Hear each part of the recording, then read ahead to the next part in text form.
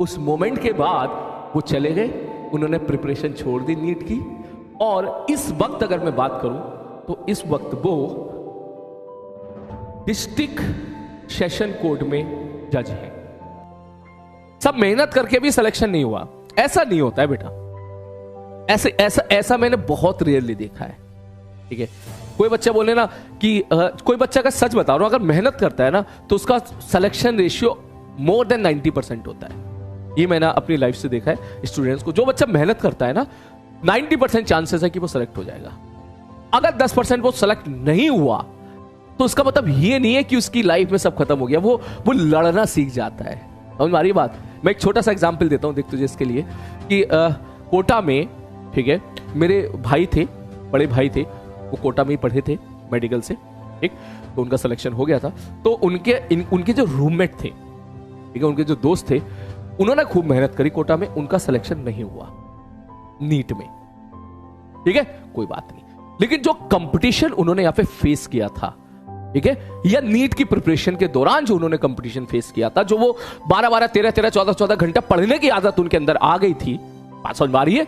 उस आदत की वजह से, अब मैं तुझे क्या बोलूं, उस मोमेंट के बाद वो चले गए, उन्होंने प्रिपरेशन छोड़ दी नीट की।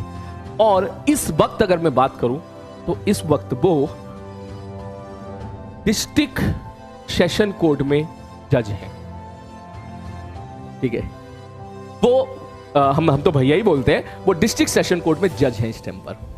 ठीक है, नीट की उन्होंने प्रिपरेशन करी थी 1 साल और उनसे नहीं हुआ था।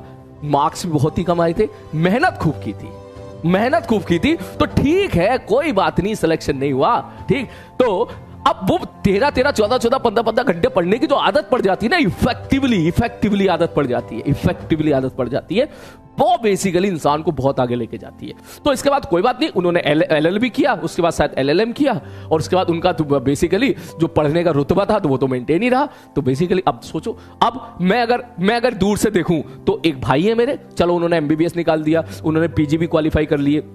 ठीक, अब एक दूसरी तरफ है, तो कायदे में अगर हम सब लोग देखेंगे कि भाई कौन ज्यादा सक्सेसफुल है, तो हम तो ये बोलेंगे भाई वो तो भाई साहब जज बन गए भाई साहब। ठीक, तो अब तो तू समझ जा।